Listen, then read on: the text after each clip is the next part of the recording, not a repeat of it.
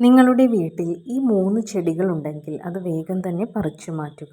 കാരണം ഈ 3 ചെടികൾ നിങ്ങളുടെ വീട്ടിലുണ്ടെങ്കിൽ ദാരിദ്ര്യം, കടം ഇവ ഉറപ്പാണ്. ആദ്യത്തെ ചെടി കള്ളിമുൾ ചെടിയാണ്. പലരും ഈ ചെടി കൊതി കിട്ടാതിരിക്കാൻ വേണ്ടി വീടുകളിൽ വെക്കാറുണ്ട്. എന്നാൽ മുള്ളുകൾ ഉള്ളതിനാൽ ഈ ചെടി വീട്ടിൽ വെക്കുന്നത് അത്ര ശുഭകരമല്ല. അടുത്ത ചെടി എന്ന് പറയുന്നത് പുളിയുടെ തൈയാണ്. പുളിയുടെ തൈ ഒരു കാരണവശാലും വീടിനരികിൽ വെക്കാൻ പാടുള്ളതല്ല. ഇത് ഒരു താമസ ചിഹ്നമായിട്ടാണ് വാസ്തുവിൽ കണക്കാക്കുന്നത്. മാത്രമല്ല പുളിയുടെ തൈ വീടിനരികിൽ വെച്ചു കഴിഞ്ഞാൽ വീടിൻ്റെ അടിത്തറ തന്നെ നശിപ്പിക്കും എന്നും പറയപ്പെടുന്നു.